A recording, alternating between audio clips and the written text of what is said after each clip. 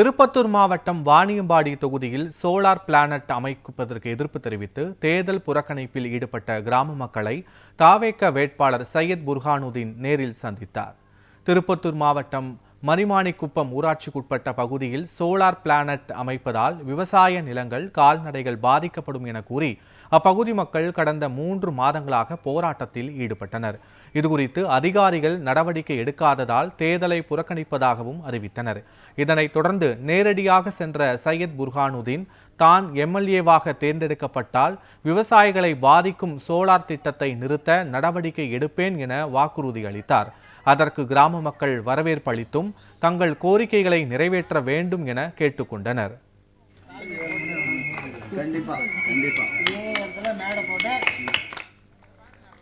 M Krishnapuram பக்கத்தில் நீலிக்கொன்னி ஒரு கிராமத்தில் சோலார் ஒன்று உற்பத்தி பண்ணிட்டு இருக்காங்க. சுமார் 70 ஏக்கராக்கு. அவங்க அதாவது ரைஸ் மில்லுக்கு தான் அவங்க அப்ரூவல் வாங்கியிருக்காங்க. அது இல்லாமல் சோலார் உற்பத்தி பண்ணிட்டு இருக்காங்க. அது யாரோட பர்மிஷனும் வாங்கலை. அதனால மக்கள் இதை அதிகமாக எதிர்க்கிறாங்க. நாளைக்கு என்ன பிரச்சனை வருமோ, தண்ணி பிரச்சனை வருமோ, விவசாய நிலங்கள் பாதிக்கப்படுமோன்னு ரொம்ப அதிகமாக பயப்பட்டு இருக்காங்க. இதனால நாங்கள் கலெக்டர்கிட்டையும் தாசில்தார்கிட்டையும் எல்லார்கிட்டையும் மனு கொடுத்தாச்சு, மண்டே பிட்டிஷன் கொடுத்தாச்சு, சாலை மறியல் இதுவரையும் பண்ணியாச்சு. கடந்த 3 மாசமா அதுக்கோசரம் நாங்கள் போராடிட்டு இருக்கோம். இதுவரையும் பண்றேன்னு தான் சொல்லியிருக்காங்க. இன்னும் முழுமையான எங்களுக்கு என்ன பிரச்சனை எதுவரை நடந்திருக்கு, எதுவரை நிக்க வச்சிருக்காங்க எங்களுக்கு சரியா தெரியல.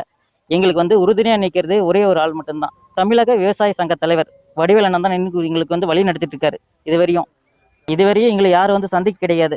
எந்த ஆளுங்கட்சி ஆகட்டும் எதிர்கட்சி ஆகட்டும் எங்களை யாரும் சந்திக்க கிடையாது. இது முழுமையா உங்களுக்கு எங்களுக்கு வெற்றி பெறணும்னா பொதுமக்களும் மக்களும் எல்லாரும் சேர்ந்துதான் இதை ஸ்ப்ரிட் பண்ணி இது என்ன முடிவு, இதுக்கு என்ன ஒரு வழின்றது மக்கள் தான் பதில் சொல்லணும். நாளைக்கு ஏதாவது விவசாயம் பாதிச்சா அவங்க இதே பயம்தான். விவசாயம் யாருக்காலும் பாதிச்சிருமோ விவசாயம் பண்ண முடியாதோன்ற ஒரு பயத்தில் தான் வாழ்ந்துட்டு இருக்காங்க மக்கள்.